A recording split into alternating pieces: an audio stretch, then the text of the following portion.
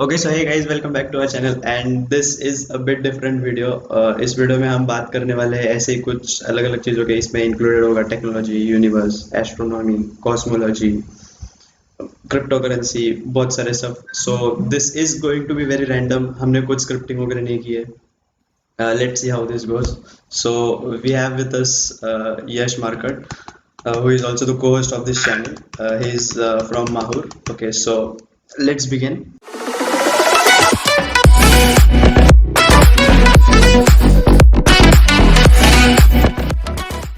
Okay, so yes, Hi Suraj, nice to meet you. Are same. Nice to meet you too.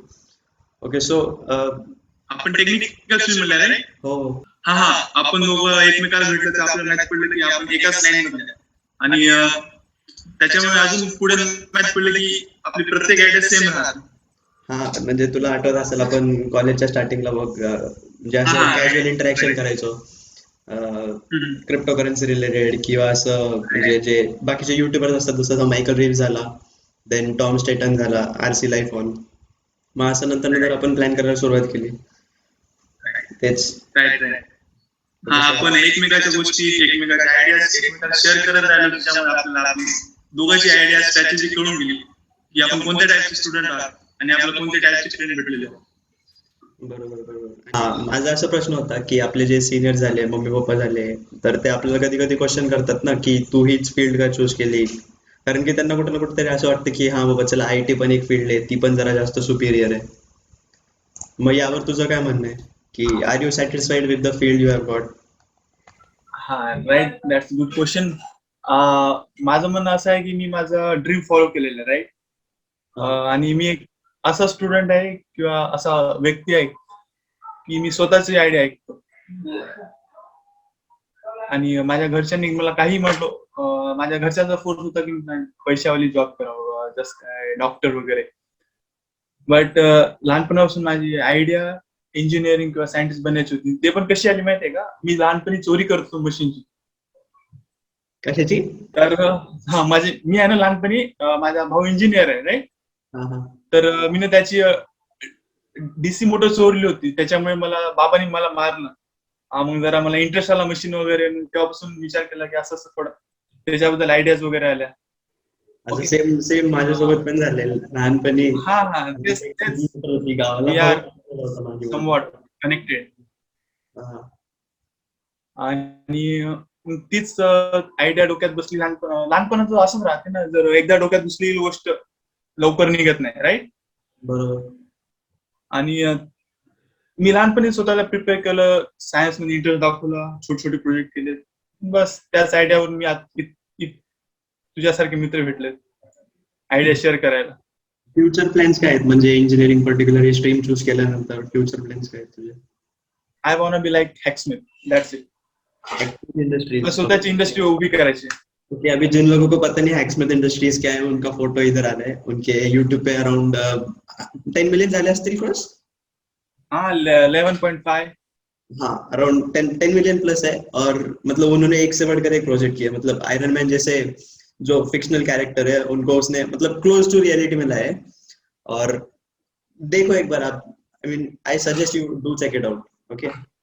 माझ्यासाठी काय प्रश्न? तर मला प्रश्न आहे, तू तुझी लाईफ जर्नी सांग, इथपर्यंत कसा पोहोचला. Life journey, okay.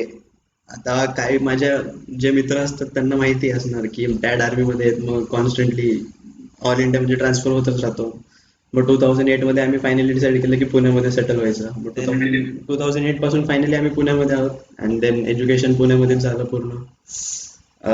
Around 10th मध्ये असताना मी आणि माझा एक मित्र आहे प्रणय, तर आम्ही 10th मध्ये असताना ड्रोन बनवला होता. आणि एक पुण्याचा का महाराष्ट्राचा हेड होता सायन्स, ह्याचा सायन्स डिपार्टमेंटचाच कोणता तरी.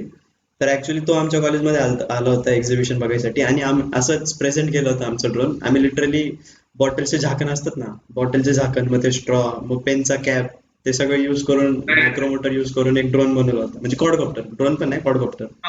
ओके. आणि ऍक्च्युली झालं असं की सगळ्या टीचर्सनी इन्क्लुडिंग प्रिन्सिपल वगैरे सगळ्यांनी अप्लॉज दिला.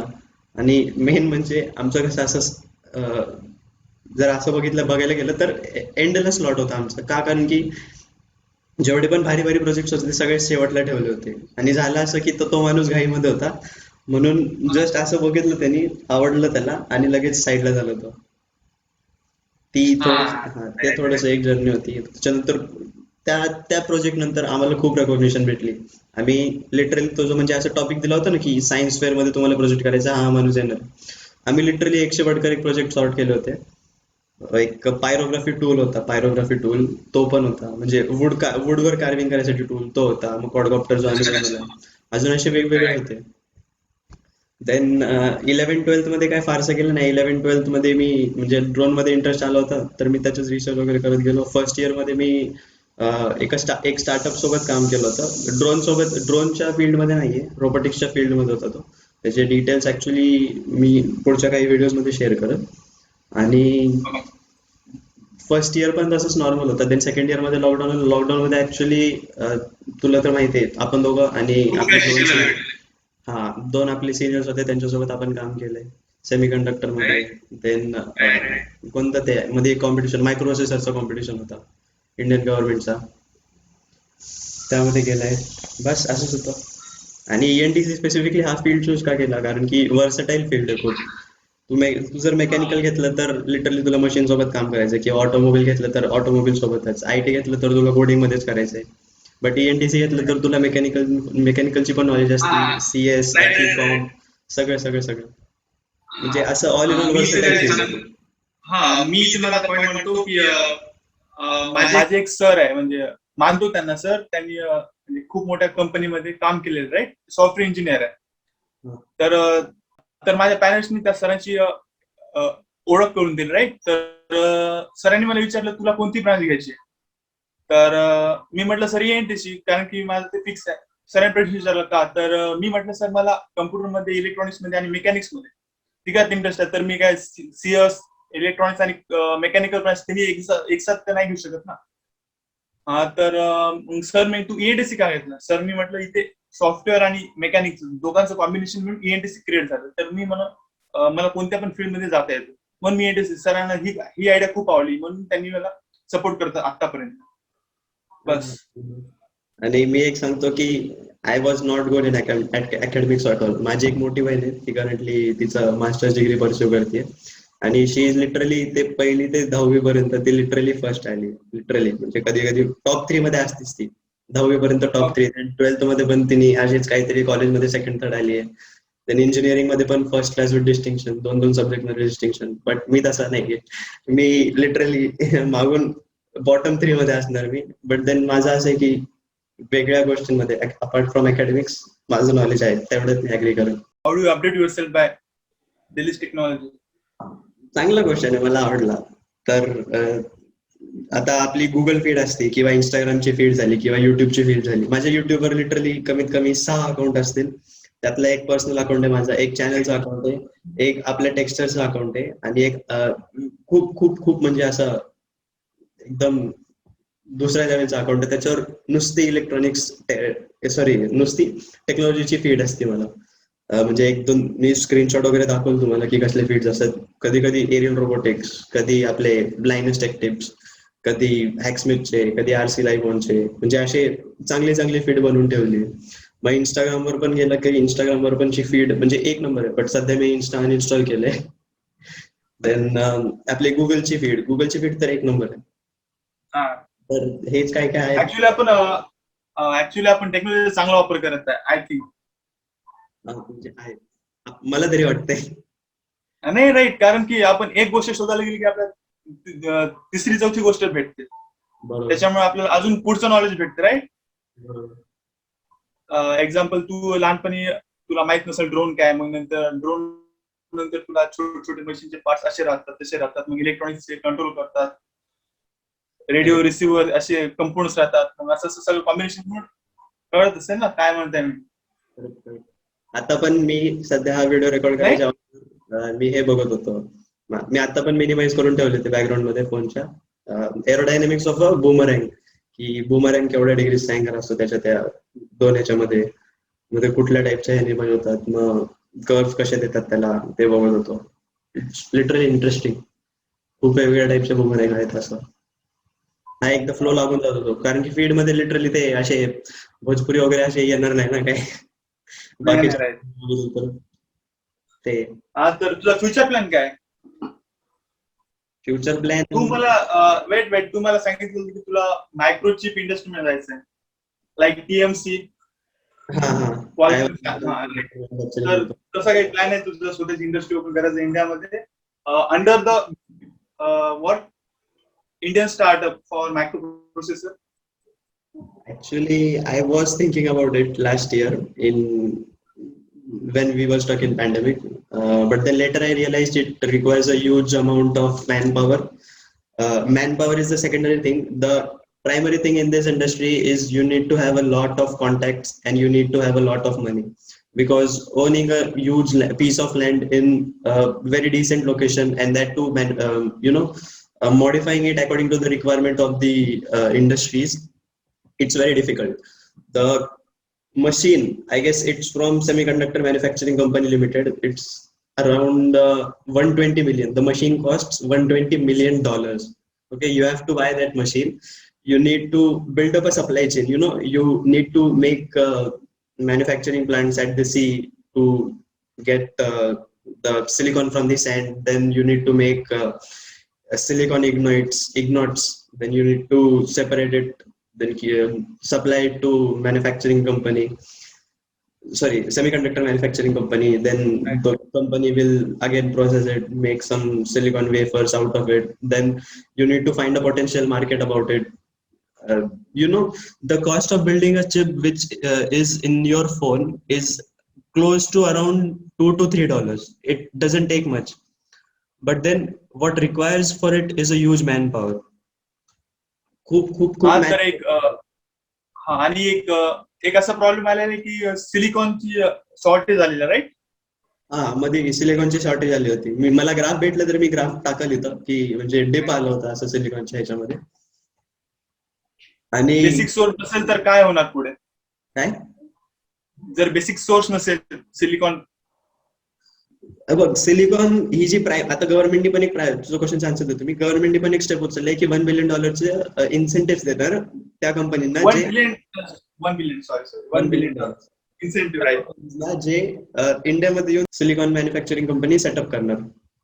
Okay, $1 billion is not a small amount. $1 billion actually तेवढीच फंडिंग लागती आपल्याला एक प्लांट सेटअप करायसाठी, एक्सक्लुडिंग सप्लाय चेन. आता जर इंडियामध्ये जर सिलिकॉनची शॉर्टेज झाली किंवा फ्युचरच नसला सिलिकॉनचा, तर लिटरली इंडिया बाकी सगळ्या डेव्हलपिंग कंट्रीज पासून एक पर्टिक्युलर अमाऊंट ऑफ डिस्टन्स मध्ये जाईल. म्हणजे गॅप खूप होणार टेक्नॉलॉजी मध्ये. आता पण आहे, पण स्वयं भारतमुळे थोडं अक्कल आली गव्हर्नमेंटला.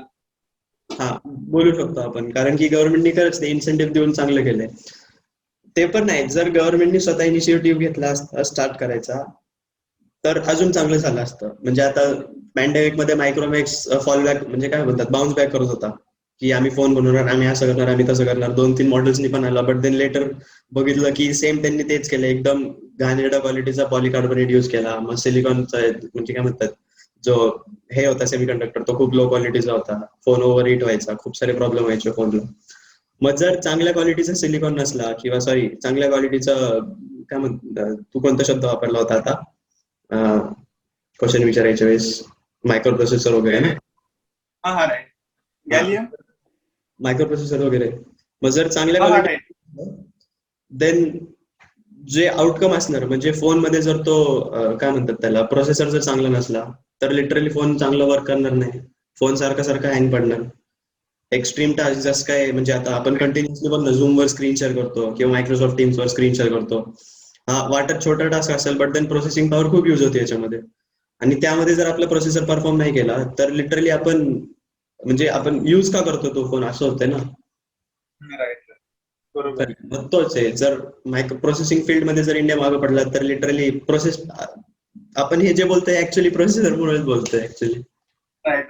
हा तर मला एक प्रश्न आहे, सिलिकॉन जर खरंच जर शॉर्टेज मध्ये आलं अर्थवर, तर त्याला पॅरलल कोणता कंपोनंट आहे का? ऍक्च्युअली मी यावर रिसर्च नाही केली, बट देन मला असं वाटतं की गॅलियम म्हणून आहे, असं वाटतंय मला, मी शुअर नाहीये. मला वाटतं असं गॅलियम म्हणून, मी शुअर गॅलियम नायट्रेट. असू शकतो. Okay, so this was it from my side. Let's move on to the next topic. I would like to talk about cosmology. Yes, what do you say? Space, That's my loving subject. black hole, wormhole, astrophysics. Right. आता या point मध्ये खूप खूप साऱ्या लोकांना bore होणार, कारण की म्हणणार का बे सूरज काय बघणार आता, ऍस्ट्रोफिजिक्स म्हणतोय. लोक आज आहे उद्या नाही. हा पॉइंट आहे. ओके, सो तुला माहिती आहे अँटी मॅटर काय? नाही. नॉर्मल मॅटर कसा असतो, तू जो शर्ट घातलाय तो मॅटर आहे, तू स्पेक्स आहे, तू पण ऍक्च्युअली मॅटरच आहे. Matter is anything, visible. Matter म्हणजे विजिबल. एनिथिंग अच्छा अच्छा. Actually matter consist of atoms. Then atoms मध्ये तुला माहिती 99% एम्प्टी स्पेस असते, मध्ये न्यूक्लियस वगैरे असतात. बट मॅटरचं काय असतं फंक्शन, की यु नो मॅटर सोबत तू जे जे एक्सपेरिमेंट आता बघितलं तू ते सगळे करू शकतो तू, म्हणजे रुदरफोर्ड स्कॅटरिंग एक्सपेरिमेंट वगैरे ते सगळे. बट देन अँटीमॅटरचं सेम मॅटरचे जेवढे प्रॉपर्टीज असतात ना, त्याच्या ऑपोजिट प्रॉपर्टीज असतात अँटीमॅटरचे. आता हा खूप वास्ट टॉपिक आहे अँटीमॅटर. म्हणजे युट्यूबच्या फीड मध्ये तुम्ही बघितलं असेल की 1 ग्राम अँटीमॅटर बनवायला $2,800 ट्रिलियन एक प्रश्न आहे माझा. तू म्हटलं मॅटर हे अँटीमॅटरच्या अपोजिट आहे, राईट? हा, त्याची फिजिकल प्रॉपर्टीज वगैरे सगळे सगळे सगळे. हा. तर एक माझा प्रश्न आहे की मास निगेटिव्ह राहू शकते का? यावर मी काय बोलू नाही शकणार, बिकॉज आता नेगेटिव्ह मास इज समथिंग, एका युट्यूबरनी प्रूफ पण केले की नेगेटिव्ह मास एक्झिस्ट होतो की नाही. त्याचं नाव काय होतं, थांब आठवतंय मला. Action lab. Action lab students आहे ना तो, ब्रिटनचा वाटतं. ऍक्शन स्टुडंट्स वाटतं त्याचं. ओके, हा, तर त्यांनी म्हणजे असं दाखवलं होतं की नेगेटिव्ह मासचं. मी त्याच्या व्हिडिओचा थंबनेल इकडे दाखवलं, तुम्हाला पाहिजे असेल. ग्रेड काय? काय ऍक्शन लॅबचे ग्रेड काय? ओके, सो त्यांनी सांगितलं, बट सॉरी निगेटिव्ह मार्क बद्दल सध्या माझ्या डोक्यात नाही येते. ओके, तर काय काय आता तू पण असं बघितलं असेल, एका डॉक्युमेंटरी मध्ये सांगितलं होतं की अँटीमॅटर बनवायसाठी 1 ग्राम अँटीमॅटर बनवायसाठी $2,800 ट्रिलियन यूज होतो. हा, राईट. टायटल राहते.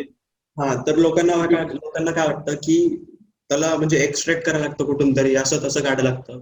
But then the real thing, त्याला मॅटरच्या आपला जो नॉर्मल मॅटर असतो ना, त्याच्यासोबतच काहीतरी म्हणजे वेगवेगळ्या टाईपचे थोडंसं मॉडिफिकेशन करून ते फॉर्म करतात. आणि त्याच्यासाठी ऍक्च्युली कर्न लॅबोरेटरीमध्ये जनरेट होतं ते. मग कर्न लॅबोरेटरीची रनिंग कॉस्ट असते ना, इलेक्ट्रिसिटी एकदम एकदम मिनिमम टेम्परेचर लागतं. लिटरली युनिव्हर्स मध्ये सगळ्यात डीपेस्ट टेम्परेचर मध्ये जावं लागतं, सगळ्यात लोएस्ट पॉईंट मध्ये. असं आहे ते. मग त्याला मेंटेन करायसाठी खर्च येतो, मग लेबरचा कॉस्ट असतो, मग कम्प्युटरचा, इलेक्ट्रॉनिक्सचा. Literally electronics are like 10 years advance in CERN laboratory. अरे काही काही गोष्टी तर परसिव्ह सुद्धा होत नाही की हा चला आपण हे ह्युमन रेसनी हे पण बनवलंय या गोष्टीसाठी. ओके, आता मी तुला एक सांगतो, ग्रॅव्हिटी तोपर्यंत नव्हती जोपर्यंत न्यूटनने डिस्कव्हर नाही केली. न्यूटनच डिस्कव्हर केली ना.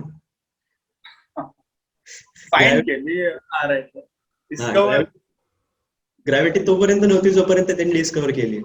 त्याच्या आधी लोकांना वाटायचं की ग्रॅव्हिटी म्हणून काहीच नाहीये. त्यांनी नाव दिलं लिटरली त्याला ग्रॅव्हिटी म्हणून, त्या फंडामेंटलला, की चला हे आहे, हे असं खाली पडतं, त्याला ग्रॅव्हिटी म्हणतात, ग्रॅव्हिटीने खाली येतं ते. विचार कर आता, this you can, some guys can closely relate to this what we call it as Schrodinger's theory, की कॅट थेरी आहे ना ती, जोपर्यंत तुम्ही बॉक्स उघडत नाही तोपर्यंत कॅट जिवंत असणार की मेलेला असणार. तसं आहे ते. Theory of relativity. देन खूप सारे असे काय म्हणतात त्याला डिस्कव्हरीज आहेत, जे आता बघ ना, लॅपटॉप ज्या माणसाने डिस्कव्हर केले त्या आधी लोकांना माहिती पण नव्हतं की लॅपटॉप डिस्कव्हर होणार आहे, की लॅपटॉप सारखी काही गोष्ट असणार. लोकांना माहिती पण नव्हतं की लॅपटॉप काय, त्या मशीनला लॅपटॉप म्हणतात, असं आहे. तर लिटरली असे इन्व्हेन्शन केलेत लोकांनी. प्रत्येक जण कोणत्या तरी याच्यासाठी रिस्पॉन्सिबल राहत, right? Correct. Like butterfly effect. Butterfly everything is responsible, anything. Topic काढला. काय काय लोकांना माहिती हा. असेल बटरफ्लाय इफेक्ट. तू मला सांग ना, तू एक्सप्लेन कर बटरफ्लाय इफेक्ट. हा इंटरेस्टिंग आहे. राईट. हा मी एक हायपोथेटिकल आणि कॉन्ट्रोवर्शियल थेरी सांगतो, राईट. त्याचं नाव आहे बटरफ्लाय थेरी, राईट. तर ही बटरफ्लाय थेरी, माझा आवाज क्लिअर येते सूरज? हो हो, एकदम भारी. हा. तर बटरफ्लाय थेरी एक अशी थेरी आहे की ऍझ्युम एका बटरफ्लायने पंख मारला की हा. तिची एक विंड क्रिएट होते. त्या विंडमुळे आहे ना एक टोर्नेडो पण क्रिएट होऊ शकतो. ही त्या थेरी मागचा उद्देश आहे.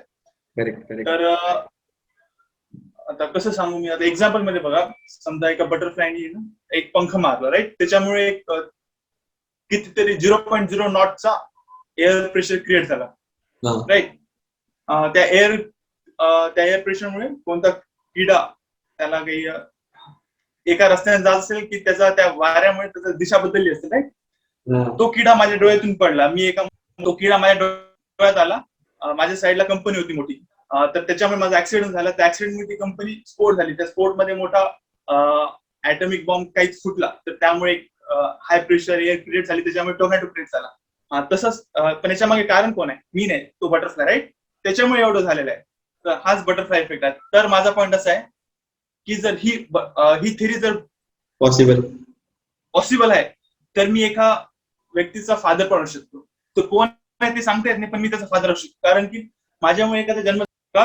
ओके ओके ओके, रिलेट करू शकतो आपण याला. ओके ओके ओके, रिलेट करू शकतो आपण याला.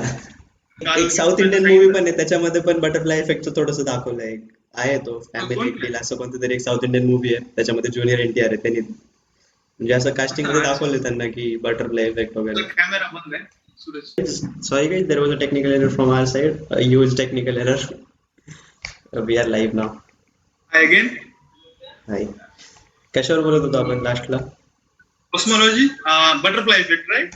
हा, बटरफ्लाय इफेक्ट, बरोबर. This will talk on another podcast because there are lot of things are pending. Okay, Yes, and this yes. is our first podcast, and I am the first guy in my family to do such thing like that. Yeah, huge And such a motivation. great Huge. achievement for like. Yes. Next topic, I guess, will be on time. What do you think time is? Wait a minute. In which perspective? Okay. In scientific matter or in our daily life? What is time? Time was made by clock companies to sell more clocks. Right now. Communism. There are two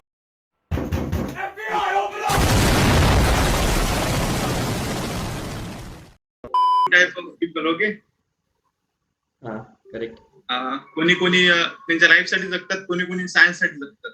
बरोबर. त्यांना mystery solve करायची राहते, त्यांचा time वेगळा राहतो. आणि ज्यांना life जगायची असते त्यांचा टाइम वेगळा राहतो.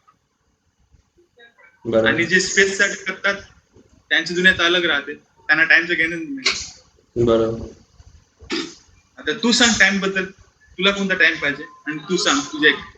टाइम तुला आठवते आपण 2020 मध्ये एकदा टाइम बद्दल खूप रात्री लिटरली 2 वाजेपर्यंत आपण बोलत बसलेलो टाइम बद्दल, स्पेसिफिक टाइम बद्दल. हा राईट, कॉस्मॉलॉजी टाइम, राईट. हा, मी तुला सांगितलं होतं की time is like human invention. म्हणजे लिटरली याला पण आधी सारखं हे कर. मी सांगितलं होतं तुला बघ, लॅपटॉपचं ह्याचं त्याचं इन्व्हेन्शन. मग टाइमला कसं म्हणजे असं बोलू शकतो की आपण ह्युमन इन्व्हेन्शनच आहे एक. बट देन मला असं कळत नाही की का टाइमला पण सायंटिस्ट वगैरे प्रत्येक गोष्टीसोबत लिंक करत चाललेत की या टाइमला हे झालं, या टाइमला ते झालं. बट देन जेव्हापासून ज्या टाइमला तुम्ही म्हणतायत की या टाइमिंगला हे झालं, या टाइमिंगला हे झालं, त्या टाइमिंगला टायमिंग डिस्कव्हर नव्हतं झालं ना. टाइम कधी डिस्कव्हर झाले लिटरली म्हणजे असं बोलू शकतो की 10,000 इयर्स वगैरे, असं मी शुअर नाहीये. 10,000 इयर्स वगैरे अगोदर झालं असेल, जेव्हा ते माती वगैरे मधून हे करायचे किंवा काय सूर्याचं बघायचं की डोक्यावरती असलं की 12 वाजले असं. बट देन लेटर टाइमवर खूप भारी रिसर्च झाले. क्लॉक्स वगैरे, मग नंतर वॉच झाले, ह्या ऍक्च्युली टाइमच शो करतात. बट देन स्ट्रॉन्शियन टाइम डायलेशन म्हणून एक कन्सेप्ट आहे. अशी खूप मोठी मशीन आहे जे जगातलं सगळ्यात ऍक्युरेट टाइम दाखवते. सगळ्यात ऍक्युरेट दाखवणार ऍटॉमिक क्लॉक आहे, हा, जे ISS पैसे आहे. बरोबर. राईट. हा मग तसं आहे ते. आणि मग त्याच्यानंतर टाइमवर जास्त म्हणजे एवढं मला पण नाही माहिती टाइमचं. जेवढं माहिती आहे तेवढं आहे. त्याला असं झालं की तू एक्सप्लेन कसं करू, कारण की ऑडियन्सला या सगळ्या गोष्टीमध्ये इंटरेस्ट नाहीये. कुणाला? हा, अच्छा अच्छा ऑडियन्सला. अच्छा अच्छा, राईट. हा, तर I think in my opinion time आहे ना एक एक्सपिरियन्स आहे, राईट. और काही आपल्या स्पेसिसला टाइम एक एक्सपिरियन्स आहे, राईट. जेवढा एक्सपिरियन्स गेन करसाल तेवढा टाइम तुमचा स्पेंड झालेला आहे. हा मे बी आता स्पेस टाइम फॅब्रिक म्हणून पण आहे, मग असे वेगवेगळ्या कन्सेप्ट पण आहेत. बट देन तो असा विचार केला की एलियन सिव्हिलायझेशनच्या ह्याच्यामध्ये पण टाइम असणार की नाही, असा विचार केला कधी कधी की जेव्हा एलियन टाइम शिपचं. सगळीकडे आहे. ब्लॅक होल मध्ये पण टाइम आहे, राईट. जिथे ग्रॅव्हिटेशनल फोर्स जास्त आहे तिथे टाइम कमी आहे, राईट. हा तिकडे टाइम कारण स्लो की होतो. हा, राईट राईट. पण टाइम झिरो असं असू शकत नाही, प्रत्येकडे टाइम जाते, लाईक, कारण की तिथे ना ग्रॅव्हिटेशनल फोर्स ना टाइम डिपेंड करतो. हा बोलू शकतो. समथिंग लाईक, आता समजा अर्थवर टाइम आहे ना स्लो चालतो compared to. Respective of space. Okay, space मध्ये टाइम फास्ट जातो कारण की तिथे ग्रॅव्हिटी नाही स्पेस मध्ये. करेक्ट. जर तुम्ही मार्सवर जासाल तर तुमच्यासाठी टाइम हाफ, समजा इथे अर्थवर जर एक घंटा झालेला असेल तर तुम्हाला मार्सवर 1.30 आवर्स झाले राहतात, राईट. कारण की तिथे ग्रॅव्हिटी हाफ आहे तिथे, राईट. मी कॅल्क्युलेट केलेलं आहे, सूरजला सांगितलेलं आहे मॅथ. हा हा हा. तिथे अर्थचे मार्सवर ग्रॅव्हिटी आहे ना 3.7 समथिंग लाईक दॅट आहे, म्हणजे half of earth, right. Correct. So तिथला टाइम पण स्लो फास्ट जाणार, म्हणून इथे एक घंटा तिथला 1.3 आवर्स, 1.5 आवर्स, एक घंटा 30 मिनिट. ओके. बरोबर बरोबर. आणि टाइमचं पण जिथे असं आहे की ग्रॅव्हिटी अर्थ जास्त रोटेट तिथे. होत राहते. हा हा हा बरोबर. टाइमचं पण असं आहे ना की अर्थ रोटेट होत राहते, मग ऑस्ट्रेलियामध्ये जेव्हा टाइम हे तेव्हा इंडियामध्ये टाइम हे असणार, मग ते प्लस मायनस राईट. वगैरे. एक एक एक लय भारी एका युट्यूबरने एक्सप्लेन केले, जॉनी जॉनी म्हणून कोणतरी आहे, त्यांनी इंटरनॅशनल टाइम लाईन एक्सप्लेन केली. तर त्याच्यामध्ये एक वेगळं शिफ्ट आहे, आणि जेव्हा तो ह्याच्यावर येतो ना, ती लाईन जिथे सेपरेट करते की हा वेगळा आहे हा वेगळा आहे, तेव्हा खूप हा हा खतरनाक खतरनाक तिकडे हे येतात, कॉन्फ्लिक्ट होतात. की काय काय कंट्रीज क्लेम करतात ना की हा माझी टेरिटरी ही माझी टेरिटरी. बट देन त्या हा हा 1 मीटर एवढी लाईन असेल, ती 1 मीटर पण नाही, त्या थोड्याशा लाईन मधलं खूप डिस्प्यूट झालेत असं तसं. ते पण आहे एक वेगळी कन्सेप्ट. ती मी एक्सप्लेन घेण्यापेक्षा तुम्ही त्या माणसाकडून एक्सप्लेन केला करा. त्या माणसाकडून एक्सप्लेनेशन बघा ज्यांनी ह्याच्याबद्दल खूप नॉलेज अक्वायर करून ठेवलंय किंवा रिसर्च केलं. इथं थंबनेल दिसत असेल तुम्हाला, डिस्क्रिप्शन मध्ये लिंक भेटेल, बघू शकता तुम्ही. देन आता एलियन सिव्हिलायझेशन बोललो मी, एलियन हा, राईट सिव्हिलायझेशनचं. राईट. हा, तर नाही, टाइमवर एक माझा कन्सेप्ट आहे, जो टाइम कमांड करेल, राईट, तो युनिव्हर्सचा किंग राहील. कारण की टाइम ही अशी वस्तू आहे की नथिंग कॅन. एस्केप. हा हा, राईट राईट. जो हा टाइमला कंट्रोल करेल तो युनिव्हर्सचा किंग राहील. हा. टाइमचा एक एक्झाम्पल देतो मी. तू म्हटलं ना की मूनवर टाइम असं जातं, अर्थवर असं हा, जातं, मग देन राईट. मी ऑस्ट्रेलियाचं बोललो. इंटरस्टेलर मध्ये तुम्ही बघितलं असेल, जेव्हा तो मिलर्स प्लॅनेट मध्ये जातो तेव्हा अर्थ तिकडचा 1 मिनिट म्हणजे सच अ ग्रेट अर्थचे, एक्झाम्पल. हा अर्थचे 7 वर्ष. तर एवढं कशामुळे एक झाले? घंटा 7 वर्ष एवढं राहतो. हा 1 घंटा सॉरी. आणि त्याच्यामध्ये तू जर, 1 घंटा 7 वर्ष. हा तो इयर सॉरी तो काय म्हणतात त्याला, तो मूवी जर नीट बघितला असेल ना, त्याच्यामध्ये दर एक एक मिनिटाला असं बीट्स यायचे, टिक टिक टिक टिक म्हणून. तर त्यामागे पण एक वेगळी कन्सेप्ट आहे की 1 मिनिट तिकडचं असं आपल्या अर्थचा काहीतरी असे 1 वर्ष का काहीतरी आहे. हा हा, मग ते राईट. कशामुळे झालं की डिस्टन्स जास्त झालं ना. मग डिस्टन्स जास्त झालं की अर्थ मध्ये जर एका दिवसात 24 तासाचा एक दिवस असेल, तर तोच दुसरा कुठला प्लॅनेट असेल तर त्याचा वेगळा असेल. मग रिव्होल्युशन पण डिपेंड टाइम करतं की, डायलेशन. हा टाइम डायलेशन. बरोबर. आता अर्थला राईट. 365 डेज लागतात रिव्होल्युशन करायला. बट देन प्लुटो बघितला, ज्याला काय काय लोक प्लॅनेट कन्सिडर करतात, काय काय लोक ड्रॉप प्लॅनेट कन्सिडर करतात, काय काय लोक कन्सिडरच करत नाही प्लॅनेट म्हणून. त्याच्या पूर्ण लाईफ स्पॅन मध्ये जेव्हापासून त्याला प्लॅनेट डिस्कवर केले जेव्हापासून, आणि जोपर्यंत त्याला प्लॅनेट असं प्लॅनेटच्या लिस्ट मधून काढले, तोपर्यंत त्यांनी एक रिव्होल्युशन पण कम्प्लीट केला नव्हता. त्याला अराउंड 265 इयर्स समथिंग, म्हणजे चांगला मोठा नंबर आहे तो, ट्रिपल डिजिट नंबर. तेवढे वर्ष लागतात त्याला सनचा ऑर्बिट करायला, असं आहे. राईट. मग डिस्टन्स प्लस पण पण एक प्लुटोच्या मागे इम्पॉर्टंट. पण खूप काही प्लॅनेट आहे, पण ते आपल्याला डिस्कवर नाही, आताच्या टेक्नॉलॉजीला पॉसिबल नाही. हा प्लॅनेट 9 मध्ये खूप भारी व्हिडिओ काढला, इथं तुम्हाला थंबनेल दिसेल. बघू शकता तुम्ही, खूप भारी व्हिडिओ तो, एकदम अं, मस्त एक्सप्लेन केले त्याला. आता कोणतं सॅटेलाइट वरी पाठवलेलं आहे ते काय? हबल पेक्षा खूप पॉवरफुल आहे. James Webb telescope. हा, जेम्स वेब टेलिस्कोप. ते युनिव्हर्सल मिस्ट्री सोडण्यासारखं आहे, राईट? भारी होतो त्याची कन्स्ट्रक्शन एक नंबर आहे. कन्स्ट्रक्शन वर एक डॉक्युमेंटरी त्याच्या, इतकं मस्त कन्स्ट्रक्शन केलंय त्याला, ग्लासेस वगैरे त्याच्यामधले एलिमेंट्स वगैरे, म्हणजे आता विचार कर सायंटिस्टनी कसलं भारी डोकं लावलं असणार त्या गोष्टीसाठी. आणि हा, तर मी एका गोष्टीवर असं एक गोष्ट सांगतो, पण ते ऑफेंड होऊ नका, राईट? तर हे गॉड वगैरे आहे ना, आहे की मी नाही म्हणत नाही ना, त्यांना काही म्हणत, राईट? मी बोलू की नाही सूरज याच्याबद्दल? हा, बोललाय. बोल बोल बोल बिंदास. तर माझा प्रश्न असा आहे, मी तुमच्या देवाला ना काही म्हणत नाही. मी आहे ना नास्तिक, काय म्हणतो ते, मी देवाला म्हणत एथिस्ट. नाही. कारण एथिस्ट. त्याच्या मागं तर माझा त्याच्यामागे एक थिअरी आहे, राईट? गेल्या काळात आहे ना एलियन आले असेल, त्या कारणास्तव त्या टाइम मध्ये आहे ना माणसाला अक्कल नव्हती. म्हणजे अक्कल म्हणजे आता लिटरली अक्कलच म्हणता येईल ना त्याला, हा, अंडरस्टँडिंग. त्या काळात बरोबर. अंडरस्टँडिंग नव्हती, म्हणून त्यांनी काहीतरी पॉवरफुल केलं, ते ह्युमॅनिटीच्या नेक्स्ट लेवल होतं. हा, म्हणून त्यांनी त्याला देव म्हटले, आणि ती प्रथा कंटिन्यू झालेली आहे. त्याच्यामुळे आपण ते मानून त्याला गॉड म्हणतो. ते गॉड म्हणजे एलियन्स असू शकतात. हा, ही माझी थिअरी. मे बी ती टाईप 3 सिव्हिलायझेशन असू शकते. Anything, but they are next to human level. हा, आता that's why they are called him god. हा हा आता एलियन सिव्हिलायझेशनचं निघालंय, तर असं पण असू शकतं की एलियन सिव्हिलायझेशन, खूप साऱ्या लोकांना वाटते की चला युएफओ वगैरे आहे, स्पेसशिप मधून येणार असं असणार, त्यांची वेगळं डायझन स्फिअर असणार त्यांच्या होस्टच्या अराउंड, मग त्यांचं खूप खतरनाक खतरनाक असणार. बट देन लोकांनी हे परसिव्ह नाही केले की एलियन सिव्हिलायझेशन जर मार्सवर डिस्कवर झाली तर ती असं पण असू शकतं ना की मायक्रो ऑर्गॅनिझमच्या फॉर्ममध्ये. आपल्याला ते दिसलं तरी आपल्यासाठी एलियन्सच आहेत ना, बट लोक काय एक्सपेक्ट करतात की चलो अरे खूप खतरनाक असणार त्यांचं कन्स्ट्रक्शन वगैरे, बायोलॉजी पण खूप खतरनाक असणार. Alien have two legs, two hand, okay, hmm, hmm, hmm. Nothing like that. हा, म्हणजे सूरज, मी तुला एक युट्यूब चॅनल सांगतो, मेलोडी शिप, ओके. हा, एवढी परफेक्ट डॉक्युमेंटरी करतात ना त्यांनी, मेलोडी शिप, ओके. वर्षातून फक्त 3 व्हिडिओ टाकतात, आणि एवढे 4K मध्ये व्हिडिओ, म्हणजे त्यांनी आहे ना एलियन्स बद्दल एवढं परफेक्ट एक्सप्लेनेशन दिलेलं आहे. एलियनचे पण 4-5 टाईप राहू शकतात. एक आपल्यासारखे, एक क्रिचर सारखे, एक प्लांटॉलॉजी सारखे, हम्म, हम्म, एक पाण्यातले, एक लाईट मधले, असे. तर तू रेफर कर स्वतःला, मी सांगतो ते रेफर करायला, कारण की आता मी तुला शेअर करताय. हा हा हा. तू म्हटलं ना जसं गॉड वगैरे असं, तर इंडियन मायथॉलॉजीला मी कन्सिडर नाही करणार.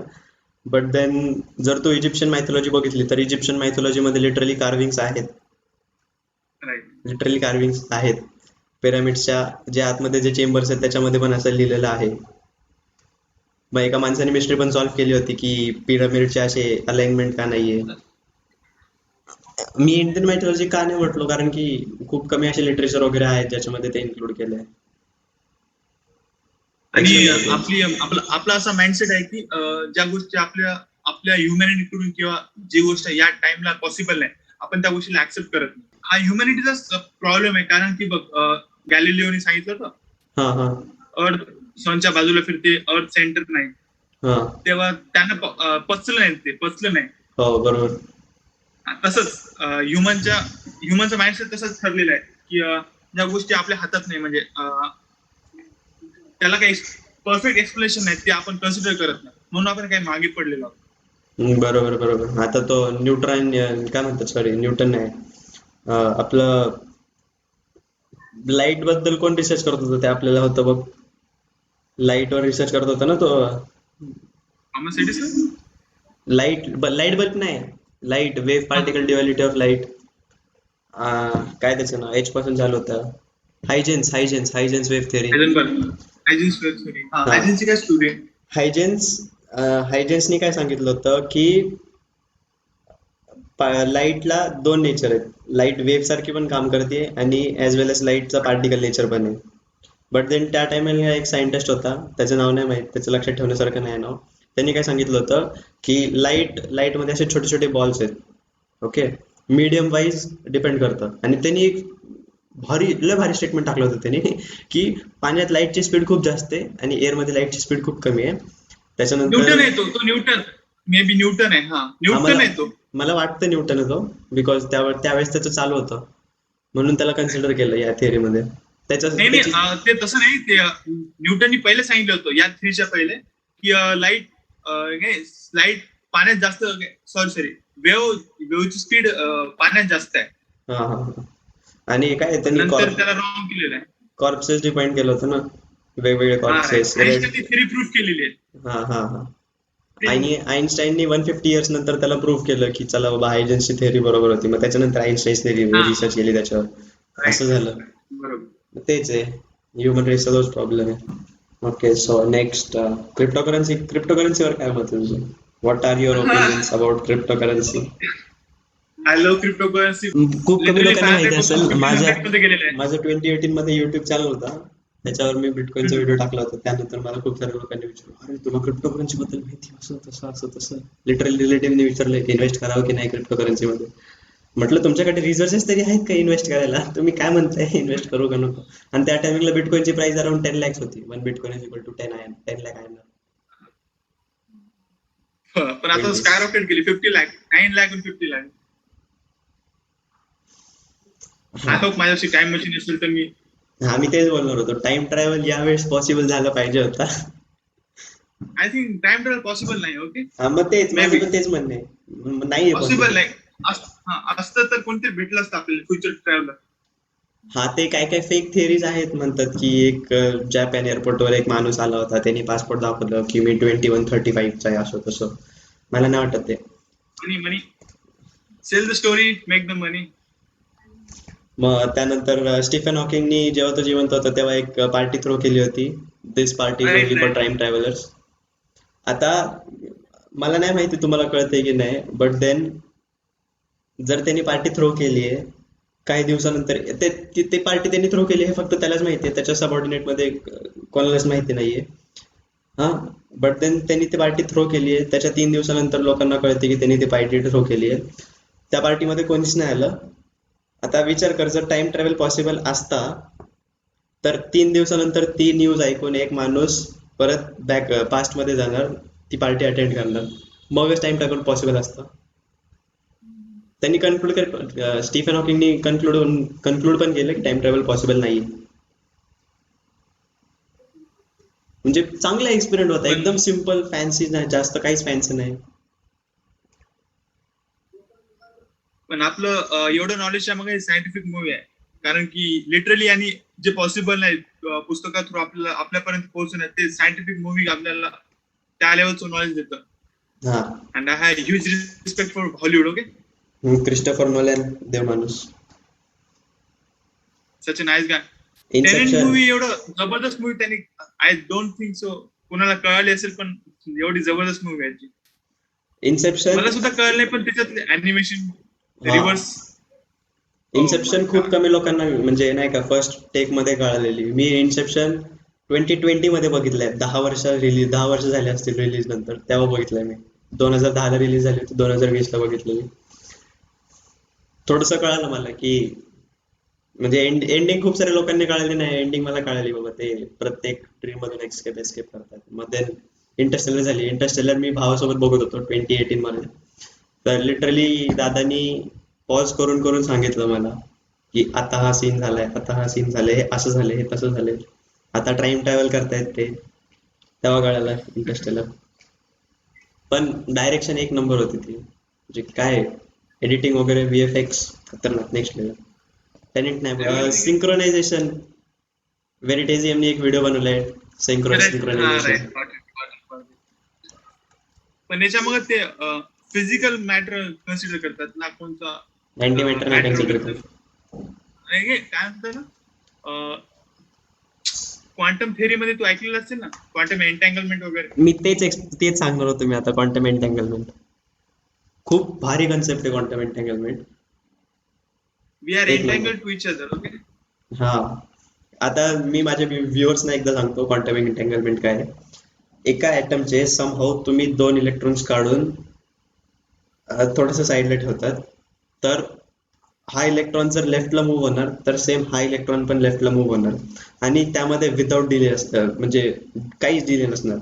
म्हणजे जर हा एक इलेक्ट्रॉन आहे आणि हा एक इलेक्ट्रॉन आहे, जर मी ह्याला असं रोटेट केलं तर लिटरली हा पण त्याच टायमिंगला irrespective of the distance between them rotate होणार. ओके, ही एक भारी कन्सेप्ट आहे. आणि अपोजिट डायरेक्शन. लिटरली डिस्टन्स ह्याच्यामध्ये मॅटर करत नाही. तो किती पण मिलियन किलोमीटर मध्ये असला ना, हा इलेक्ट्रॉन आणि हा इलेक्ट्रॉन, तर या याच्यामध्ये जर हा इलेक्ट्रॉन रडतोय तर हा पण इलेक्ट्रॉन रडणार. हा जर हीटमुळं म्हणजे काय म्हणतात गरम फील होतंय ह्याला, तर ह्याला पण गरमी फील होणार. हा जर रोटेट होतोय, हा पण रोटेट होणार. असं आहे. खूप इंटरेस्टिंग कन्सेप्ट आहे. लेटेन्सी काहीच आय नाही थिंक त्याच्यामध्ये. अपोजिट रिॲक्शन होते. हा, स्पिन वगैरे थोडस डिफर करू शकतं. नाही, मी असा विचार केला की जर याला गरमी दिली की त्याला थंडी वाजेल. असू शकतं, म्हणजे बघायला लागेल. आपण याच्या मागे रिझन काय ते कोणाला कळालेलं आहे? मला तर नाही वाटत. बिकॉज डिस्टन्स हा एक असा फॅक्टर आहे ज्याच्यामध्ये लाईट पण मागं पडतं, आणि त्याच्यामध्ये क्वांटम एंटँगलमेंट एवढं काय म्हणतात स्टँड आउट करतं, एवढं चांगल्यापणे स्टँड आउट करतं. हा पण विचार कर, याचा पण शोध कसा लागला की सायंटिस्टने विचार केला, आपण एवढं सगळं शोधलं, संपलं, आता त्याच्या पुढे काय, अजून काय शोधा. तेव्हा क्वांटम एंटँगलमेंट क्वांटम थेअरीची उत्पत्ती झाली. म्हणजे हा. सायंटिस्टला असलं की फिजिक्स संपलं, पण त्यांना अजून माहित पडलं की आपण फक्त तळावर, बॉटमला खूप काही आहे. बरोबर बरोबर. तेव्हा आता त्यांना रिसेंटली एक न्यूज पण आली होती की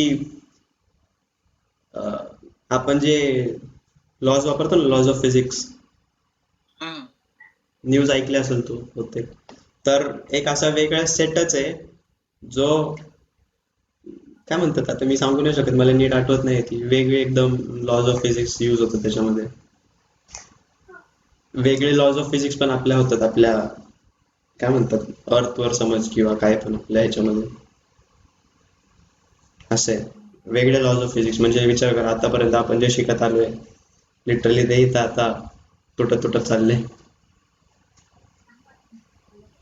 हा. तर सूरज, माझा एक प्रश्न आहे, लॉ आणि थेअरी मध्ये फरक काय आहे? चांगला क्वेश्चन आहे, विचार करायला लागेल मला. लॉ आणि थिअरी मध्ये काय क्वेश्चन. लॉ मे बी असं असेल, लॉ ज्याला सायंटिफिक प्रूफ आहे. थिअरी असं असेल हा, असं. वेट, मी आपल्या प्रिव्हियस डिस्कशनला रिपीट करतो. मी तुला आपण दोन गोष्टी डिस्कस केल्या, right? Butterfly theory, gravitational law, त्या दोघात फरक काय? हा, तेच सांगत होतो. जो लॉ आहे त्याला सायंटिफिक प्रूफ आहे, त्याला बेस आहे काही ना काहीतरी, त्याला म्हणजे प्रूफ झालंय, ते सायंटिस्टनी प्रूफ केलंय. बट देन थिअरी असं आहे की may or may not be true. Controversial. Controversial. आता डायसन स्पियर माहिती आहे? डायसन स्पेअर, हा, फ्रीडमन डायसनने क्रिएट केलेली कन्सेप्ट आहे. डायसन स्पियरचा लेवल 1 कन्सेप्ट टू लेवल 2 आहे ते.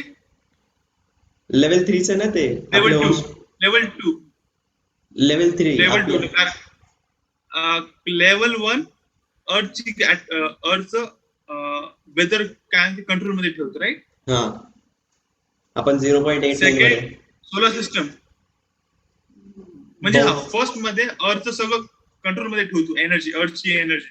हा, सेकंड मे बी आपल्या स्टारची एनर्जी क्रिएट करतो, म्हणजे स्टारची प्रत्येक एनर्जी तो ऍब्झॉर्ब करू शकतो.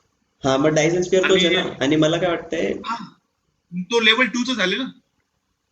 पण मग थर्ड मध्ये असं आहे लेवल 2 ना सिव्हिलायझेशन की तो आपल्या होस्टची सगळी energy energy useful energy absorb मध्ये करतो. कन्वर्ट करतोय. हा, राईट. आता आपलं होस्ट तर ते चालू लेवल झाला. 3 सिव्हिलायझेशन झालेली आहे. हा, आता कर्व आणि झेड. लेवल 3 ची सोलर सिस्टीम, होल सोलर सिस्टीमची पॉवर कंझ्युम करतो, रे का गॅलेक्सीची मे बी इंटरप्लॅनेटरी काय म्हणतात मिशन पॉसिबल असतील त्याच्यामध्ये लेवल 3 मध्ये, असं वाटतंय मला. बरोबर. कारण की डायसन स्पियर जर झालं तरच इंटरप्लॅनेटरी मिशन पॉसिबल होणार ना, हाय स्पीड ट्रॅव्हल वगैरे. आता आपला जो होस्ट स्टार आहे सन, आणि आपण जर टाईप 2 सिव्हिलायझेशन मध्ये असतो, तर त्याला असं म्हणजे एकदम असं सिम्पल लँग्वेज मध्ये सांगितलं तर सनच्या आजूबाजूला एक शिल्ड असणार. ती शिल्ड सनची जी एनर्जी आहे तिला कुठेतरी एक डायरेक्ट म्हणजे वेगळ्या साईडला डायरेक्ट करणार. म्हणजे आता मिरर्स वगैरे पण असू शकतं, ते काय पण असू शकतं. त्याला एका पर्टिक्युलर एरियावर डायव्हर्ट करणार, मग तिकडून तिकडं मशीन्स वगैरे ठेवलेले असणार. मग ते त्याची एनर्जी सिंथेसाइज करणार, मग ते आपल्यावर युजफुल एनर्जी मध्ये कन्वर्ट होणार. आता डायझन स्क्वेअरचा यूज असा आहे की आपल्याला म्हणजे आता सन कधीपासून चालत आलंय लिटरली, आपण आपली earth around 13.2 billion 13.3 billion old आहे ना. हा राईट. हा, मग मे त्याच्या आधीपासून सन आहे, बरोबर. हा, तर त्याच्यावर एक प्रश्न मला वाटतं की आपण एक्झिस्ट करू शकत नाही. Maybe we are in a simulation. सिम्युलेशनची थेरी नाही सांगत आहे, सिम्युलेशन थेरी पण माहित असेल सगळ्यांना, कारण की आपण त्या टेक्निकलच्या मुलांनाच बोलत आहोत, बाकी तर कोणी भटकणार नाही इथे. बरोबर. हा राईट. तर मला असं विचार येतो की आपण एक्झिस्ट करत नाही, आपण एक थिंकिंग मध्ये आहोत. जस्ट लाईक आपण ड्रीमिंग करतो आपली लाईफ. आपण आपली जेव्हा डेथ होते ना तेव्हा आपण रिअल लाईफ मध्ये जातो, मला असं वाटतं. चांगलं आहे, किंवा बघा. माझी सेकंड थ्री अशी आहे की आपण एका लूप मध्ये आहे. कन्सिडर नाही की ते असं ठरलेलं, राईट. ऍटम आणि सोलर सिस्टम लिटरली सारखे दिसतात. ओके. हा, एम्प्टी स्पेस. हा, तर मी तसंच म्हणतोय की ऍटम मध्ये पण आपल्यासारखे युनिवर्स असू शकते, आणि हा लूप असं कंटिन्युअस असल्यामुळे आपण एका लूप मध्ये फसलेलो. बरोबर आहे, असू शकतं. आता ऍटमला मी एक असे सिम्पल लँग्वेज मध्ये जर एक्सप्लेन केलं सगळ्यांना, मे बी तुम्ही विसरले असतील, कारण की 8, 9, 10th ला आपण अभ्यास करायचो ऍटमचा. एका स्टेडियमला कन्सिडर करा, क्रिकेट स्टेडियमचं सर्कल एकदम, त्याच्यामध्ये खूप सारी एम्प्टी स्पेस आहे. तेवढा मोठा ऍटम असतो, त्याच्यामध्ये एक कॉक बॉल कन्सिडर करा क्रिकेटचा, तेवढा मोठा एक त्याचा न्यूक्लियस असतो, आणि एक काय म्हणतात त्याला, बी, हनी बी वगैरे काय पण कन्सिडर करा, तर तेवढा इलेक्ट्रॉन असतो. आणि त्या बॉलमध्ये सगळ्यात जास्त वेट असतं कम्पेअर्ड टू एव्हरीथिंग, कारण की 99.99% एम्प्टी स्पेस असते, आणि एम्प्टी स्पेसला ऑब्व्हियसली काय वेट नसतो. मग ऍटम मधला सगळ्यात हेविएस्ट पार्ट न्यूक्लियस असतो. न्यूक्लियस मध्ये प्रोटॉन आणि न्यूट्रॉन्स असतात. देन बीज असेच वँडरिंग करत असतात, म्हणून त्याला इलेक्ट्रॉन सारखं असे पर्टिक्युलर ऑर्बिट्स असतात. हे एकदम छोटंसं सिम्पलचं एक्सप्लेनेशन होतं. आणि आपल्या बॉडीमध्ये पण माझे जे स्किन सेल्स आहेत किंवा काही पण झालं, they all are made up of atoms. Okay, प्रत्येक मटेरियल, प्रत्येक ॲटमचे वेगवेगळे प्रॉपर्टीज असतात, आणि त्याच्यामध्ये सूरजला माहित नव्हतं सेल ऍटम्स बनलेलं आहे. हा, हे बरोबर आहे.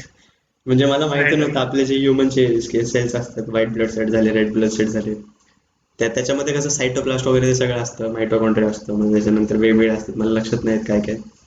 बट देन सेल आपल्या बॉडीमधलं एक सगळ्यात असं इंडिपेंडेंट पार्ट असतो ना.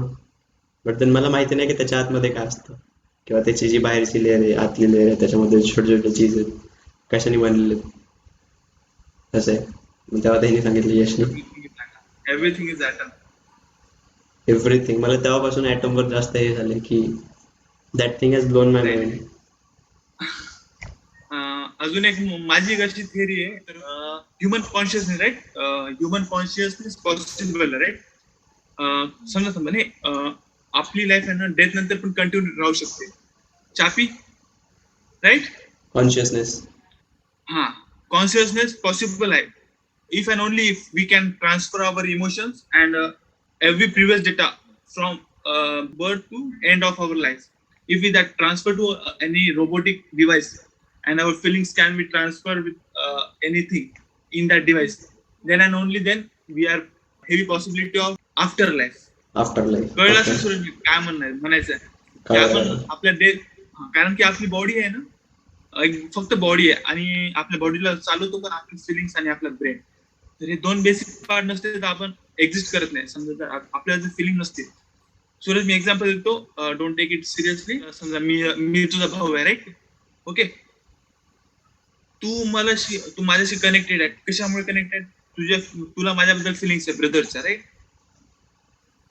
आणि जर समजा मला कोणी हर्ट केलं की तुला लागेल ना थोडं की मला कोणी हर्ट केलेलं आहे, माझ्या भावाला हर्ट केलंय की मी त्याला मारेल, राईट. आपण कनेक्टेड आहे फिलिंग्स म्हणून, राईट. जर फिलिंग्स नसते तर तू कोण आहे माझ्यासाठी? बरोबर. आता मी एक लय भारी, समजा मी मेलो जरी समजा, तरी तुला फरक नाही पडणार if you don't have any consciousness or any emotion. Correct. आता मी तुला एक म्हणजे लाईफचा एक असा किस्सा सांगतो माझ्या. फॉर अ मोमेंट कन्सिडर तो साऊथ इंडियन मूवी कोणता होता रजनीकांतचा, त्याच्यामध्ये तो रोबोट दाखवलाय चिट्टी म्हणून. हा चिट्टीच robot movie, robot two robot. हा रोबोट रोबोट. तर त्याच्यामध्ये कसं आहे, त्या रोबोटला का कन्सिडर करत नाही की त्याच्यामध्ये तो दुसरा एक प्रोफेसर असतो, तो त्याला खूप खतरनाक खतरनाक कमेंट्स देतो, मग त्याच्यानंतर सांगतो ह्याचा मर्डर कर म्हणून, असं सांगतो ना की चाकू पकडो और शिवाजी के पेट में घुसो ऐसे. हा. तर मी राईट. जेव्हा 11th मध्ये होतो तेव्हा माझ्या जिम मध्ये एक 4th इयरचा स्टुडंट होता. 4th इयरचा एक मित्र झाला होता माझा जिम मध्ये. तर 11th मध्ये असताना म्हणजे असंच कॉन्व्हर्सेशन चालू राहायचं आमचं, काय करतो असं तसं. तो बीजेटीआय मध्ये होता, खूप चांगल्या पोस्टवर, आता आय गेस जॉब करत असणार होतो, त्यावेळेस पण खूप हुशार होता. तर त्यांनी मला एक सांगितलं की मला एक प्रोजेक्टवर काम करायचंय. देन तो प्रोजेक्ट असा की आपल्या ह्याच्या बॉडीमध्ये कसं आपलं म्हणजे फिलिंग्स हा एक पार्ट वेगळा ठेव. कर्म कसा असतो की चला तुझ्यासोबत मी काय वाईट केलं तर माझ्यासोबत पण काहीतरी वाईट होणार, असं एक स्पेसिफिक सेट ऑफ इन्स्ट्रक्शन समज त्याला, जे आपल्या ह्युमन बॉडीमध्ये असतात कर्म म्हणून. ओके. त्या त्या गोष्टीची भीती असते ना, समजा मी तुला मर्डर केला तर लिटरली माझ्यासोबत पण काहीतरी वाईट होऊ शकतं असं. मग त्याचं असं होतं दादाचं की आपण जर एक असं कोड क्रिएट केलं जो क्लोज टू कर्माला रेप्लिकेट करतं आणि त्याला रोबोट्सवर फीड केलं, देन लिटरली रोबोट कॅन और मे not be behave like humans. म्हणजे पॉसिबिलिटी आहे, मला तर पॉसिबिलिटी वाटते, कारण की कर्म हा एकच फॅक्टर आहे जो आपल्याला रोबोट्स पासून डिस्टिंग करतोय. But depend upon person how they react on that situation. या गोष्टीमध्ये कर्म प्ले नाही होत ना. नाही, कोणी सॉफ्ट सॉफ्ट हार्टचे राहतात, त्यांचं इमोशन खूप वीक राहते, म्हणून त्यांनी ऍक्शन घेत नाही. हा म्हणजे ती लॉट वेगळी ऑफ गोष्ट आहे. आता ती वेगळी प्रोबॅबिलिटी. गोष्ट आहे, ते गुंडे वगैरे असतात ते ते बघत नाही हा असं मग तसं. जर हा हा मग समजा तू जर एकाच टाईपचे जर इमोशन टाकलेस ना त्या रोबोट मध्ये, तर तो मग सेम कंडिशनला सेमच रिएक्शन देईल ना. सेम कंडिशनला सेम रिएक्शन. ओके. हा. तू तर बरोबर आहे कर्मामध्ये ना. कसं असतं, कर्मामध्ये कसं असतं, जर तुझ्यासमोर काहीतरी ओके, वाईट वेट होतंय. वेट वेट हा if you kill someone, right right, okay. हा इफ यू हा किल समवन म्हणजे हा मग आहे ना, समजा तुम्ही कोणाला मारलं, नंतर एका माणसाने रोबोट क्रिएट केला, नंतर कोडिंग वगैरे करून सगळं टाकलं त्याच्यात, राईट, हा इमोशन वगैरे.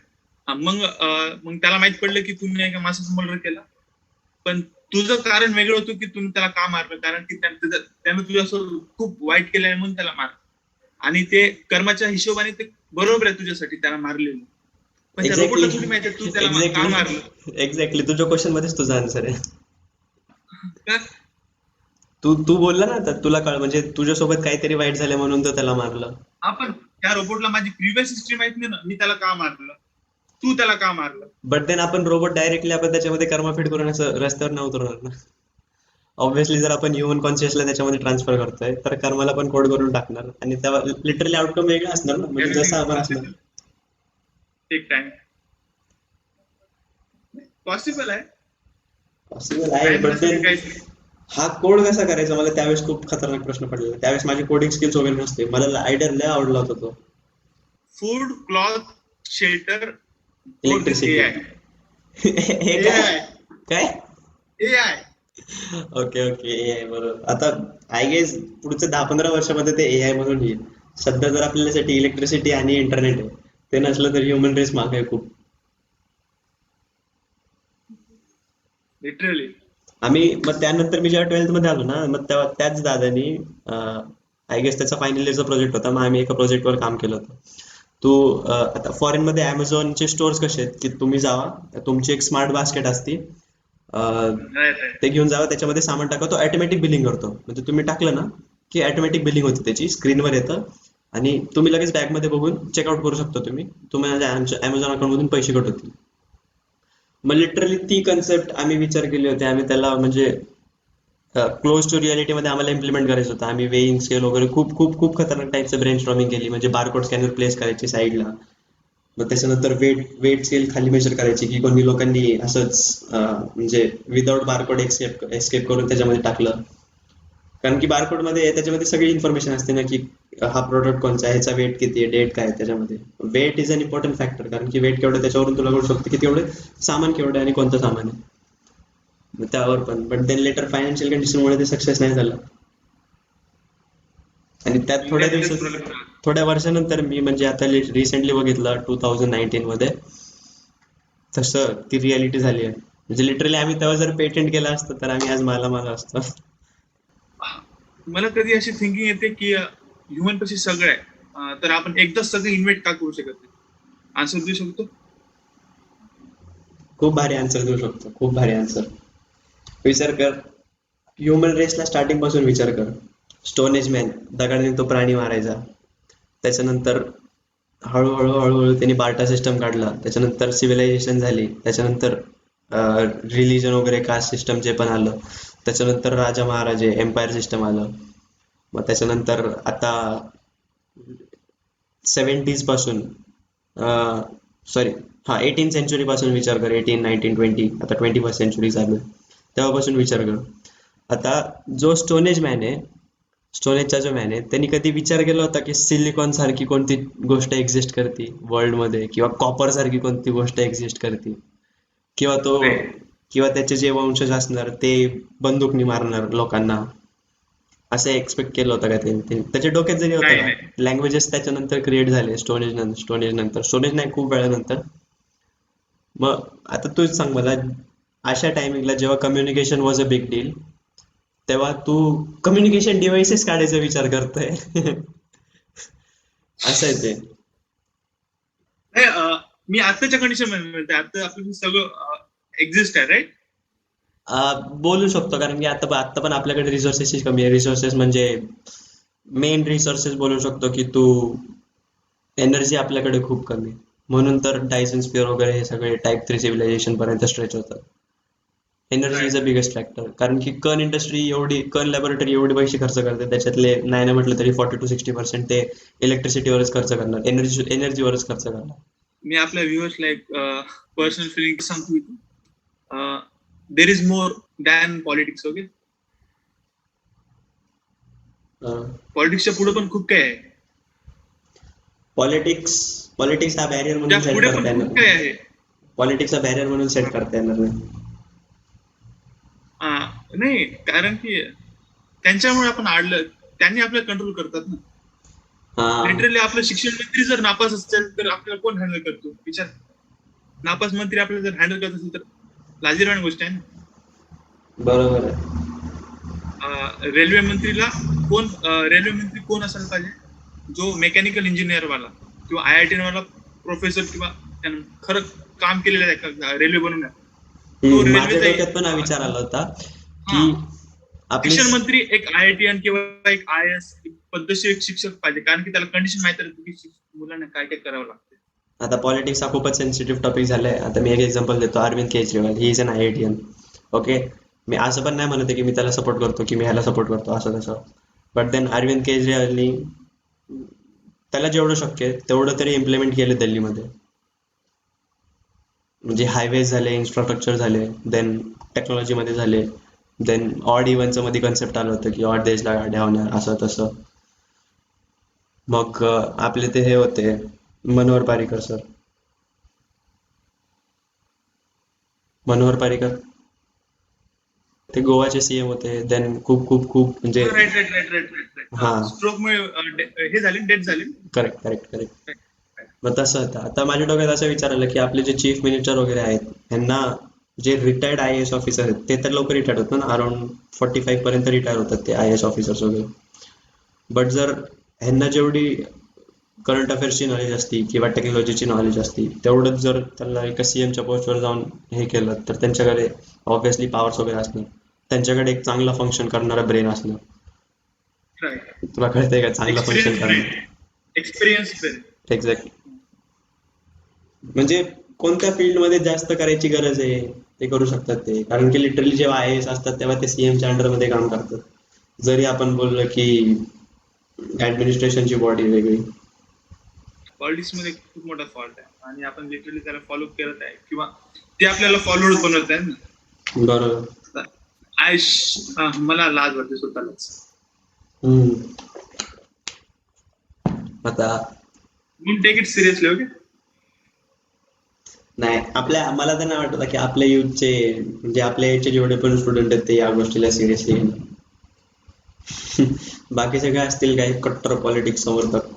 Okay, so that's it for this video, guys. I hope you must have gained some knowledge from this video. If you did, make sure to leave a like below, and I forgot to end the video, so here is the end screen. Thank you for watching. Bye.